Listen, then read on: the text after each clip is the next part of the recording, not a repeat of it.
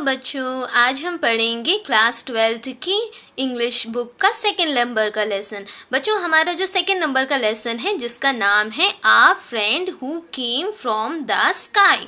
मैं एक बार फिर से रिपीट कर रही हूँ बच्चों, a friend who came from the sky. जी हाँ बच्चों, इसका अर्थ होता है एक मित्र। एक मित्र जो कहाँ से आया? आकाश से आया। स्काई मतलब आकाश, फ्रेंड यानी मित्र, आ यानी एक, और हु यानी जो, केम मीन्स आया। कहाँ से आया? फ्रॉम द स्काई यानी कि एक मित्र जो आकाश से आया। बच्चों, इस कहानी को स्टार्ट करने से पहले, इस स्टोरी को पढ़ने से पहले, मैं यहाँ के जो इंट्रो बॉक्स में कुछ क्वेश्चंस दिए गए हैं तो मैं इन्हें पढ़ूंगी। इन क्वेश्चन को पढ़ने से हमें ये पता चलेगा कि हमारी स्टोरी किसके बारे में है, इसलिए हमें इंट्रो बॉक्स को पढ़ना ज़रूरी होता है, जिससे हमें ये एक नॉलेज हो जाता है कि हमारी आने वाली स्टोरी जो हम पढ़ेंगे वो किस बारे में होगी। तो चलो बच्चों पढ़ते हैं। Do you know someone with disability?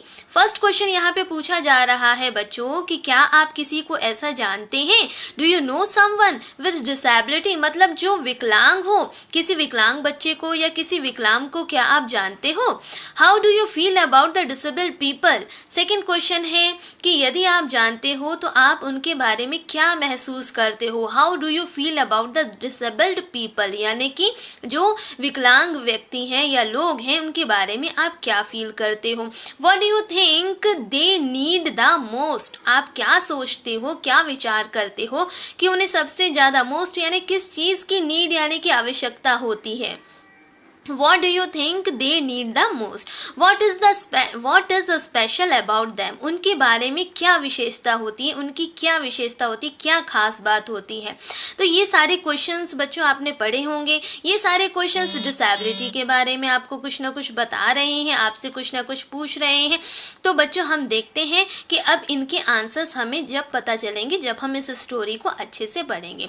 यहाँ पे इससे आपको ये समझ में आ गया होगा कि जो स्टोरी आपको अभी पढ़ाई जाएगी वो डिसेबिलिटी के ऊपर है या ऐसे किसी व्यक्ति के ऊपर है, ऐसे किसी के ऊपर है जो डिसेबल है यानी कि विकलांग है।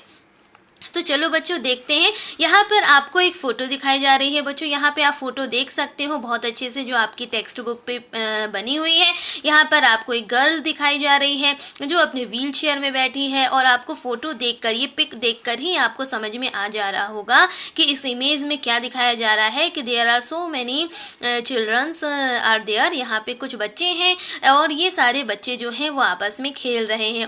और इन सारे खेलते हुए बच्चों को यहाँ पर एक लड़की जो है बहुत अच्छे से मग्न होकर देख रही है। तो चलो बच्चों ये तो हो गई हमारी इस इमेज की बात। अब हम पढ़ते हैं हमारी स्टोरी। बच्चों मैं यहाँ पे रीड कर रही हूँ और इसके जितने भी डिफ़िकल्ट वर्ड्स आएंगे मैं आपको बताती जाऊँगी। तो आप अपने पास अपनी पेंसिल या अपना पेन लेकर बैठे ताकि आपको कोई भी डिफ़िकल्ट वर्ड्स इसमें लग रहा है तो आप तुरंत क्विकली उसे नोट कर लीजिए, ताकि नेक्स्ट टाइम जब भी आप पढ़ें या कोई भी ऐसी डिफ़िकल्टी आपको जाएगी तो आप उसे बहुत अच्छे से शॉर्ट आउट कर सकते हैं। तो चलो बच्चों स्टार्ट करते हैं। It was one of those days in March when a wind starts blowing from nowhere. यानी कि one of the those days in March, March का कोई सा भी एक दिन था, मार्च का महीना था और कोई सा भी दिन था। जैसे नॉर्मली हमारे डेज होते हैं तो ऐसे मार्च के महीने में कोई एक ऐसा दिन था। When a wind starts blowing, जब हवा तेजी से चलने लगती है। विंड्स मतलब कि होता है बच्चों हवा, और स्टार्ट्स यानी शुरू हो जाती है, तो हवा ब्लोइंग यानी कि बहने शुरू हो जाती है। फ्रॉम नोवेयर मतलब कि पता नहीं कहाँ से हवा अचानक से चलने लगती है। मार्च का महीना है और मार्च के महीने में अचानक ऐसा होता है कि हवा जो है बहने लगती है, पता नहीं कहाँ से। नोवेयर एंडिंग इन थंडरस्टॉर्म, अब जो हवा बहती है तो उसका अंत कैसे होता है? थंडरस्टॉर्म यानी कहने का मतलब है बहुत तेज गरज के साथ चमकना, बादलों का चमकना, गरजना, उसी को बोला गया थंडरस्टॉर्म में। तो उसका जो अंत होता है, एकदम से जो हवा चलती है उसका एंडिंग कैसे होता है? इन अ थंडरस्टॉर्म यानी कि तेज बादल गरजने के साथ और चमक के साथ, बिजली चमकने के साथ होता है। अ कूल ब्रीज मतलब कि ठंडी ठंडी हवा had been blowing since afternoon, यानी कि दोपहर जो होती है आफ्टरनून के समय से बहुत ठंडी ठंडी हवा बच्चों बहने लगती है। बहुत क्या बह रही थी? ठंडी ठंडी हवा बह रही थी। ब्लोइंग मतलब बह रही थी, कूल ब्रीज यानी कि ठंडी हवा। And the sky was rapidly becoming overcast. और इतने में क्या होता है, जो आकाश है, स्काई वॉज रैपिडली मतलब बड़ी तेजी से क्या हो जाता है, ओवरकास्ट हो जाता है, यानी कि घने बादल छा जाना, बादल का छा जाना ही ओवरकास्ट होता है। There were sudden creaks as little branches of trees broke in the strong breeze and fell। यहाँ पे बताया गया है there were sudden creaks मतलब कि अचानक से, creaks मतलब कि चरमराहट की आवाज़ होना, कोई चीज़ जब चटकती है तो आवाज़ होती है, तो sudden मतलब अचानक, creaks as little branches तो creaks की आवाज़ होती थी, चरमराहट की आवाज़ होती थी जब little branches यानी कि जो छोटी टहनियाँ हैं, टहनियाँ कहाँ की हैं, शाखाएँ कहाँ की हैं, पेड़ों की, जब पेड़ों की जो ब्रांचेस है, लिटिल ब्रांचेस जो है ब्रोक यानी कि टूटती थी। क्यों टूटती थी? In the strong breeze and fell, जो तेजी से हवा चल रही थी उससे पेड़ों की जो ब्रांचेस हैं वो टूटती थी, टूटने से चरमराहट की आवाज़ होती थी और वह टूट कर नीचे गिरती थी। The air was full of last years leaves, जो हवा तेजी से चल रही थी वो हवा, उस हवा में पिछले साल की लास्ट ईयर्स लीव्स यानी लास्ट ईयर्स की पत्तियां थी जो हवा में तेजी से उड़ रही थी। अब बच्चों नेक्स्ट पैराग्राफ में देखते हैं, mini sat in her wheel chair in the balcony of their first floor flat, यानी कि मिनी नाम की एक लड़की है जो अपने व्हील चेयर पे बैठी हुई है और व्हील चेयर उसकी कहाँ पे है, फर्स्ट फ्लोर फ्लैट, यानी कि उसके जो फ्लैट का जो फर्स्ट फ्लोर है यानी कि पहली जो मंजिल है, पहला जो उसका तल है, उस तल में कौन बैठी हुई है बच्चों, मिनी जो है बैठी हुई है अपनी व्हील चेयर में। And was the children playing in the park outside, और वॉज यानी कि देख रही है, किसको देख रही है, बच्चों को देख रही है। बच्चे क्या कर रहे हैं बच्चों, खेल रहे हैं। कहाँ पे खेल रहे हैं, पार्क में खेल रहे हैं। पार्क कहाँ है, बाहर है। तो पार्क में खेल रहे बच्चों को मिनी जो है देख रही है अपने अपने फ्लैट के फर्स्ट फ्लोर वाली बालकनी में बैठकर। और कहाँ पे बैठी है, व्हील चेयर पर। तो जब वो बच्चों को देखती रहती है, the children did not seem to mind the strong breeze, जो बच्चे इतने खेलने में मगन थे कि बच्चे बिल्कुल ध्यान नहीं दे रहे थे। Not seem to mind the strong breeze, क्या ध्यान नहीं दे रहे थे कि बहुत तेजी से हवा चल रही है। और the yellow leaves of the names, और जो नीम के पेड़ की जो पीली पत्तियां हैं वो उनके सर के ऊपर गिर रही हैं और तेजी से हवा चल रही है, इस बात का बच्चे जो है ध्यान नहीं दे रहे थे क्योंकि वो खेलने में मगन थे। They were engrossed in their ball game, वो अपने खेल में पूरी तरीके से engrossed यानी कि मग्न थे और मग्न होने के कारण वह ये तक नहीं ध्यान दे रहे थे कि हवा बड़ी तेजी से बहने लगी है और नीम की पीली पत्तियां उनके सर पर गिर रही हैं, falling on their heads। इस बात का बच्चे जरा भी ध्यान नहीं दे रहे थे। अब बच्चों आगे देखते हैं, mini came inside, mini come inside called her mother from the kitchen. Mini come inside, ये बोला गया है, किसने बोला है, कॉल्ड हर मदर, मिनी की माँ ने बोला कि बेटा मिनी तुम जो हो अंदर आ जाओ, और मिनी की माँ ने किचन से ही बोला कि मिनी अंदर आ जाओ, इनसाइड मतलब अंदर आ जाओ। Just a minute mummy said Mini in her quavering voice, quavering voice कहने का मतलब जस्ट अ मिनट यानी कि एक मिनट मम्मी। जैसे ही माँ ने बुलाया कि मिनी बेटा अंदर आ जाओ तो मिनी ने बोला एक मिनट मम्मी, और ऐसा कह के उसने कैसे बोला, मिनी सैड इन her quavering voice, quavering voice कहने का मतलब अपनी लड़खड़ाती या कांपती हुई आवाज़ में मिनी ने कहा कि भाई जस्ट अ मिनट मम्मी, और कैसे कहा, इन अ क्वेवरिंग वॉइस में कहा और यानी कि कांपती हुई आवाज़ में कहा। एंड स्ट्रेनिंग फॉरवर्ड, स्ट्रेनिंग मतलब थोड़ा सा प्रयास करते हुए, थोड़ा सा बल लगाते हुए, स्ट्रेनिंग फॉरवर्ड उसने थोड़ा सा प्रयास करते हुए, forward in the wheel chair to look at the game below, उसने थोड़ा सा प्रयास करके अपनी व्हील चेयर को आगे करके थोड़ा सा उसने झांका, आगे साइड को उसने थोड़ा सा झांका, और क्या किस साइड झांका, नीचे साइड जहाँ पर बच्चे जो हैं खेल रहे थे। तो उसने थोड़ा सा प्रयास किया और अपना प्रयास करके थोड़ा सा अपने बल को लगाकर उसने फॉरवर्ड वो आगे होती है और बच्चों की तरफ झुक कर देखती है अपनी व्हील चेयर से कि नीचे बच्चे क्या कर रहे हैं। तो बच्चों ये तो था हमारा यहाँ तक का पैराग्राफ, जिसे हमने बहुत अच्छे से समझा। इसमें जो भी डिफ़िकल्ट वर्ड्स हैं हमने उसको बहुत अच्छे से एक्सप्लेन किया है, और आपको उसको बाकायदा अपने नोट कॉपी में, जो भी आपकी नोटबुक है, आप उसमें बहुत अच्छे से उसको नोट्स कर सकते हैं। तो चलो बच्चों अब आगे पढ़ते हैं कि आगे कहानी में क्या होता है। आगे देखते हैं। Her mother came out on balcony. उसकी माँ जो है आती है, कहाँ पे आती है? वहीं बालकनी पे आती है जहाँ पर मिनी बैठी होती।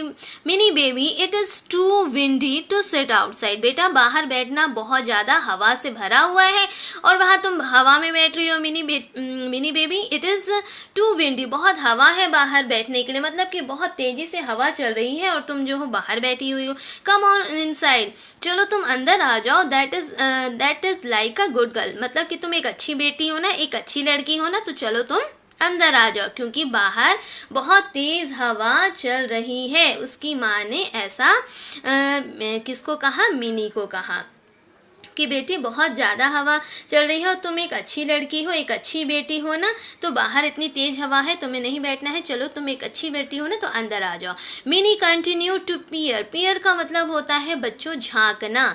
अभी भी मिनी कंटिन्यूड यानी लगातार झांक रही है थ्रू द बालकनी रेलिंग्स, जो उसके बालकनी की रेलिंग यानी जो शाखाएँ बनी होती हैं बालकनी में, उस रेलिंग से वह लड़की जिसका नाम मिनी है वो अभी भी लगातार झांक रही है। In one moment she pleaded, उसने अपनी माँ से प्लीडेड मतलब थोड़ी सी रिक्वेस्ट करी, थोड़ी सी प्रार्थना करी कि मम्मी 1 मिनट और ऐसा कहे कि उसने जो है अपनी माँ से रिक्वेस्ट करी, प्लीड किया कि प्लीज़ मुझे थोड़ा सा और देखने दो, क्योंकि वह बहुत अच्छे से अपने बच्चों के, जो बच्चे नीचे खेल रहे थे, उनको देखने में मग्न थी।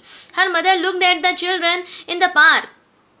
उसकी माँ ने देखा कि क्या देखा? उसकी माँ ने कि बच्चे जो है पार्क में खेल रहे थे। शायद उसने शायद मतलब होता है बच्चों गहरी सांस लेना। उसकी माँ ने गहरी सांस ली and went back into the house saying, और घर के अंदर चली गई और जाते जाते ये कहते हुए गई, mind you get into the house before it starts raining, यानी कि ये याद रखना बारिश होने से पहले तुमको हर हाल में कमरे के अंदर यानी कि बालकनी से घर के अंदर आ जाना है।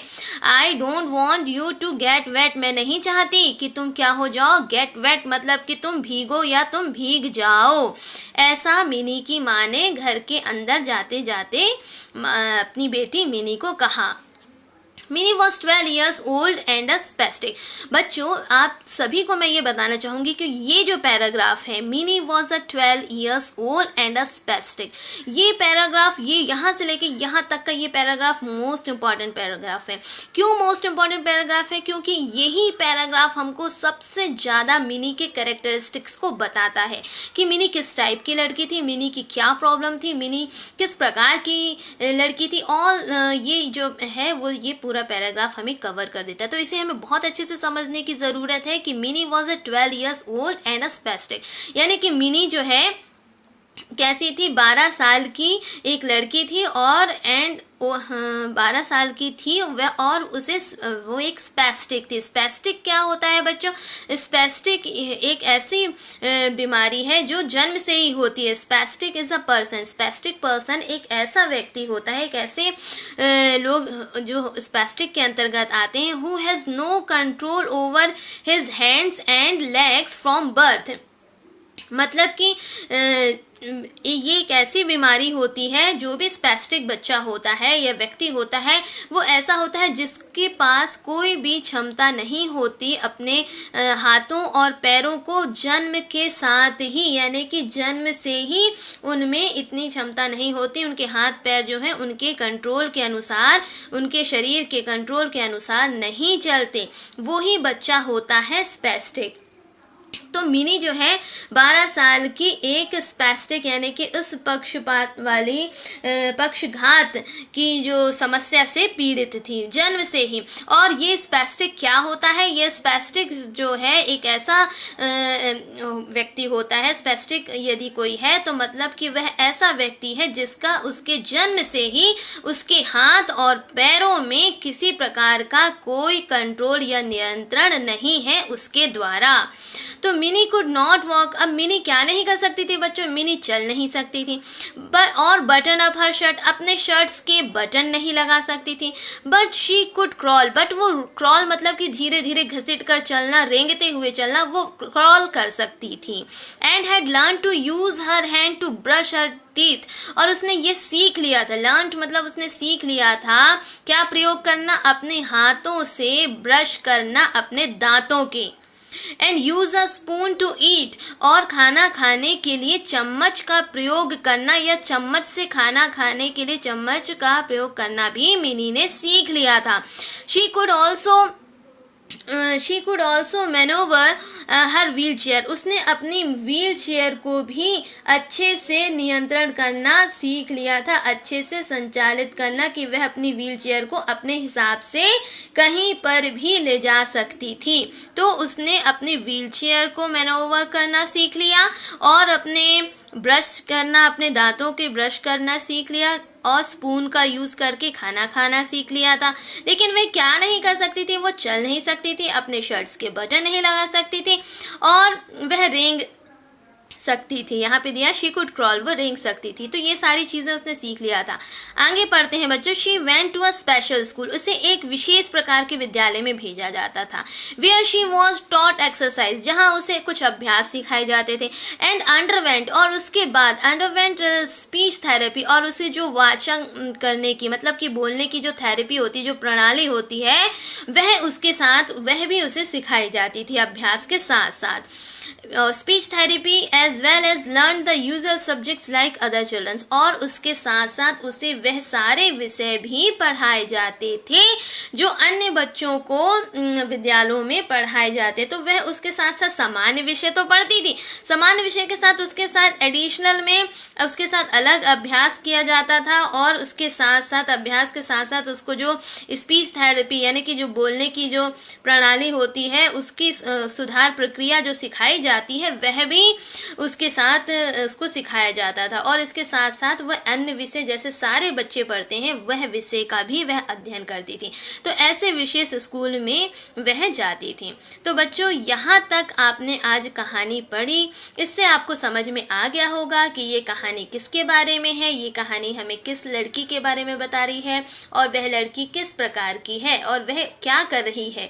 तो बच्चों इसके बाद वाले वीडियो में हम अपना next part of the story पढ़ेंगे जिसका नाम है अ friend who came from the sky. Thank you.